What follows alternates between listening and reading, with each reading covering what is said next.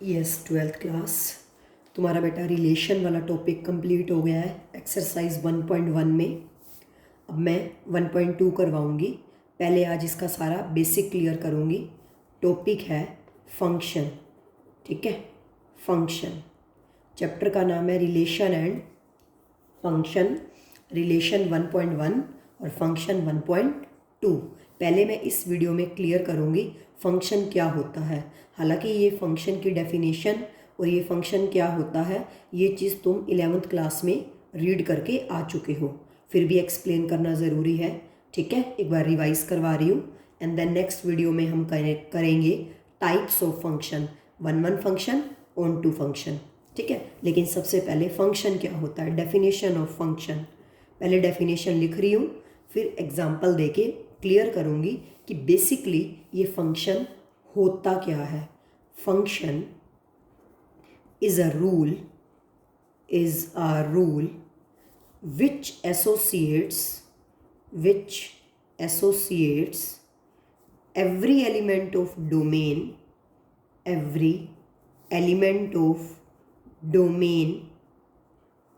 to a unique element of codomain.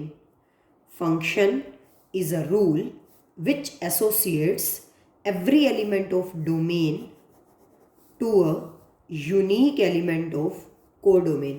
अभी मैं example देके इसकी डेफिनेशन क्लियर करती हूँ। For example, if f is a function from set x to set y, जैसे r relation था ना, capital R is a relation from set x to set y। Relation R दो sets के elements के बीच में कनेक्शन था, वैसे ही f ये फंक्शन है, f this is a function भी दो सेट्स के एलिमेंट्स के बीच में कनेक्शन होता है, ठीक है।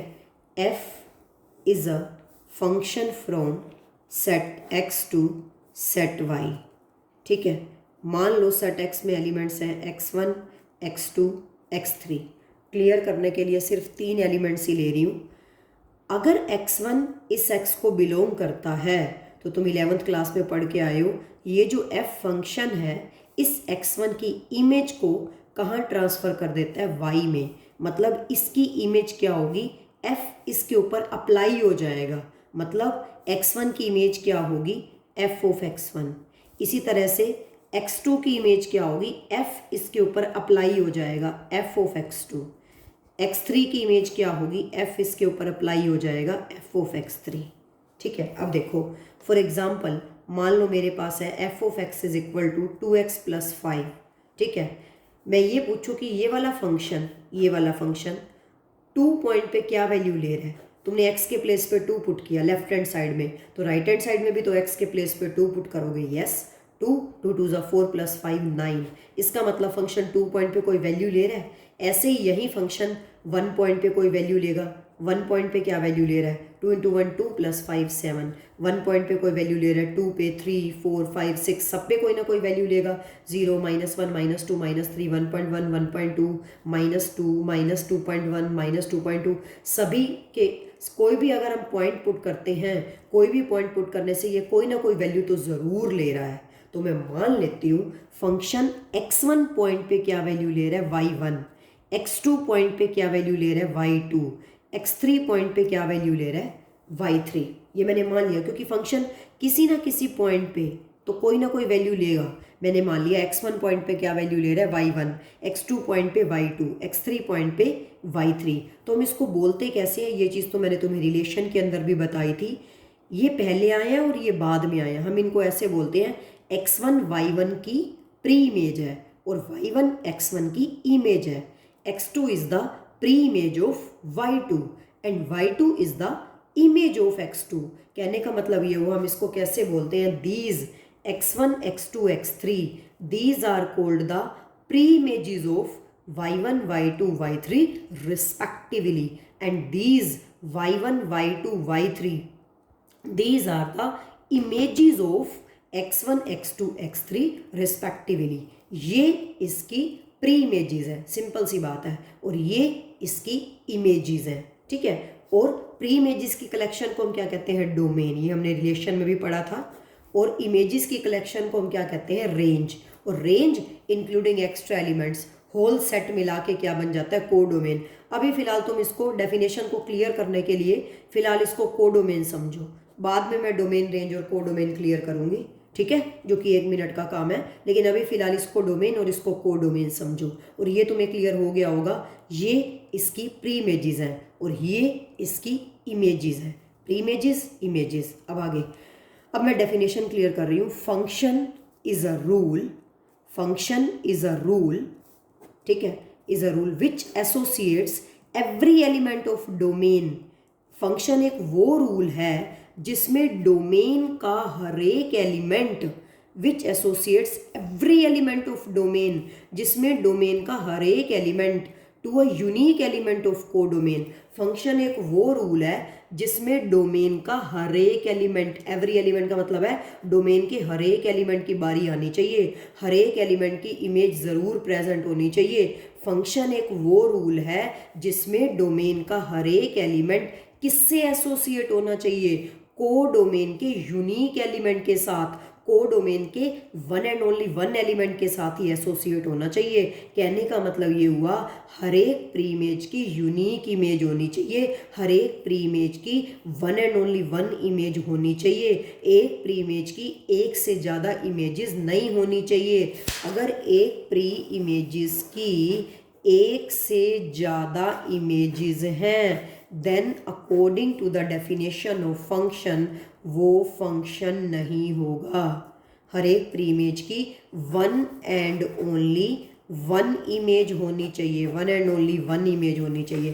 हर एक प्री इमेज की, इसमें लिखो है एवरी वर्ड, हर एक एलिमेंट की बारी आनी चाहिए, हर एक एलिमेंट की कोई एक यूनिक इमेज प्रेजेंट होनी चाहिए। इधर कोई भी एलिमेंट खाली नहीं छूटना चाहिए, इधर कोई भी एलिमेंट खाली नहीं छूटना चाहिए जिसकी इसके कॉरेस्पॉन्डिंग इमेज प्रेजेंट ना हो।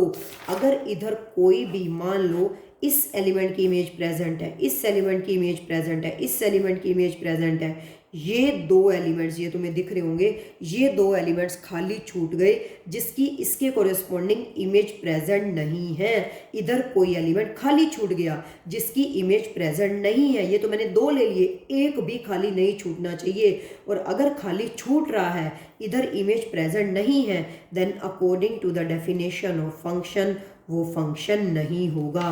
Function is a rule which associates every element of domain, domain के हर एक एलिमेंट की बारी आनी चाहिए, इधर कोई भी एलिमेंट खाली नहीं छूटना चाहिए। अगर इधर कोई भी एलिमेंट खाली छूट रहा है, अगर इसके कॉरेस्पॉन्डिंग इमेज प्रेजेंट नहीं है, then according to the definition of function वो फंक्शन नहीं होगा, ठीक है। और हर एक प्री इमेज की डोमेन का हर एक एलिमेंट कोडोमेन के यूनिक एलिमेंट के साथ ही एसोसिएट होना चाहिए, हर एक प्री इमेज की यूनिक इमेज होनी चाहिए, one and only one image होनी चाहिए। अगर एक प्री इमेज की एक से ज़्यादा इमेजेस हैं, then according to the definition of function वो फंक्शन नहीं होगा, one and only one image होनी चाहिए, ठीक है। अब जैसे ये वाला क्वेश्चन था, मैंने फंक्शन का एग्जांपल लिया था, f of x is equal to 2x + 5, function 2 point पे 9 वैल्यू ले रहा है, यही फंक्शन 2 पॉइंट पे 9 वैल्यू ले रहा है। अगर मैं किसी एक स्टूडेंट से पूछूं तो फंक्शन, वो स्टूडेंट ये बोलेगा कि फंक्शन 2 पॉइंट पे 9 वैल्यू ले रहा है, ठीक है। इसी तरह से अगर मैं ये पूछूं किसी और स्टूडेंट से, यही फंक्शन 2 पॉइंट पे क्या कोई और वैल्यू ले सकता है? नहीं ले सकता। सभी स्टूडेंट्स यही कहेंगे, मान लो क्लास में 40 स्टूडेंट्स हैं, 40 के 40 स्टूडेंट्स यही कहेंगे ये फंक्शन 2 पॉइंट पे one and only one value लेगा, केवल 9। इसलिए हर एक प्री इमेज की यूनिक इमेज होनी चाहिए, एक से अगर एक प्री इमेज की एक से ज़्यादा इमेजेस हैं, देन वो फंक्शन, दो नहीं होनी चाहिए, 3 4 तो बहुत दूर की बात है, वो तो बिल्कुल ही नहीं होनी चाहिए, तो वो फंक्शन नहीं होगा। Now main question arise is that कि इधर कोई भी एलिमेंट खाली नहीं छूटना चाहिए। अगर इधर कोई भी एलिमेंट खाली छूट गया जिसकी इमेज प्रेजेंट नहीं है तो वो फंक्शन नहीं होगा। तो क्या इधर खाली छूट सकता है? यस, इधर छूट सकता है, कोई प्रॉब्लम नहीं है। रिस्ट्रिक्शन इधर है, इधर नहीं है, रिस्ट्रिक्शन इधर है, इधर नहीं है, ठीक है। मान लो मैंने यहाँ पे दो एलिमेंट्स खाली छोड़ दिए, y4 और y5, y4 की भी प्री इमेज प्रेजेंट नहीं है और y5 की प्री इमेज प्रेजेंट नहीं है। दोनों y4 और y5 इन दोनों की प्री इमेज प्रेजेंट नहीं है, ठीक है, इधर खाली छूट सकता है। Now main question arise is that एक की 2 3 4 प्रेजेंट नहीं हो सकती, क्या दो प्री इमेजेस की एक इमेज हो सकती है?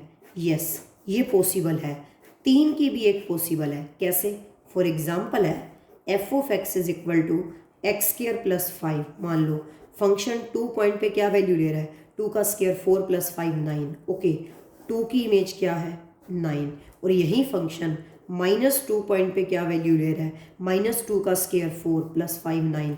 2 की इमेज भी 9 है और -2 की इमेज भी क्या है? 9। 2 की एक इमेज पॉसिबल है, कोई प्रॉब्लम नहीं है।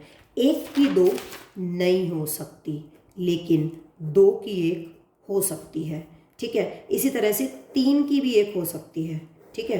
जैसे f फंक्शन है हमारा x से लेकर y तक, जहाँ से लेकर जहाँ तक ले लो। For example f of x is equal to x cube minus x. 3 की भी एक हो सकती है, कैसे?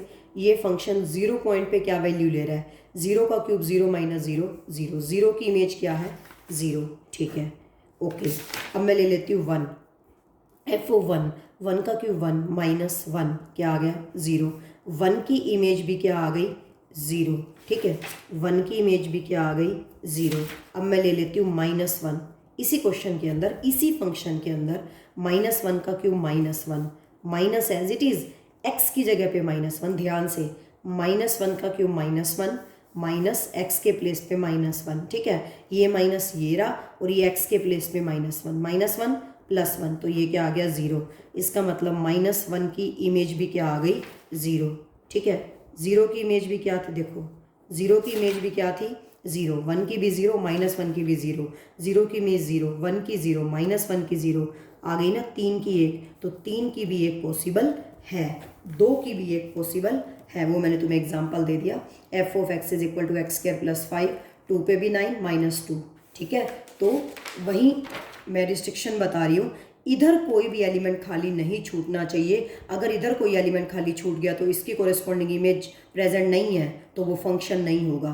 इधर खाली छूट सकता है। 1 की 2 3 नहीं हो सकती, 2 की एक हो सकती है, 3 की एक हो सकती है, ठीक है। बहुत सारों की एक हो सकती है। एक प्री इमेज की एक से ज़्यादा इमेज नहीं होनी चाहिए। फंक्शन वो रूल है जिसमें डोमेन का हर एक एलिमेंट को डोमेन के one and only one element के साथ ही एसोसिएट होना चाहिए। हर एक प्री इमेज की यूनिक इमेज होनी चाहिए, ठीक है। अब ये चीज़ मैं एक और क्लियर कर दूं, प्री इमेजेस की कलेक्शन, जिन प्री इमेजेस की इमेजेस प्रेजेंट है, यहाँ पे जिन वर्ड तो बोला ही नहीं जाएगा, क्योंकि हर एक प्री इमेज की इमेज प्रेजेंट होनी चाहिए, नहीं तो वो फंक्शन ही नहीं होगा। प्री इमेजेस की कलेक्शन को हम क्या कहते हैं? डोमेन। और इमेजेस की कलेक्शन को हम क्या कहते हैं? रेंज, है ना। और images including extra elements y1 y2 y3 y4 y5, ये सारे एलिमेंट्स होल सेट y, ये कहाँ काउंट होगा? ये कहाँ काउंट होगा? y सेट को क्या कहेंगे? कोडोमेन, ठीक है। अब ये वाली वीडियो थोड़ी लेंदी बन गई है, बाकी मैं नेक्स्ट वीडियो में एक बार डोमेन, रेंज और कोडोमेन फिर से क्लियर कर दूंगी। इस वीडियो में मैंने तुम्हें फंक्शन अच्छे से क्लियर कर दिया है। एक प्री इमेज की एक ही इमेज होनी चाहिए, इधर कोई खाली नहीं छूटना चाहिए, इधर खाली छूट सकता है। 1 की 2 नहीं हो सकती, लेकिन 2 प्री इमेज की एक इमेज हो सकती है, वो मैंने तुम्हें एग्जाम्पल दे दिया। 3 की भी एक हो सकती है, वो भी मैंने तुम्हें बेस्ट एग्जाम्पल दे दिया। बाकी नेक्स्ट टॉपिक हम नेक्स्ट वीडियो में करेंगे। ओके।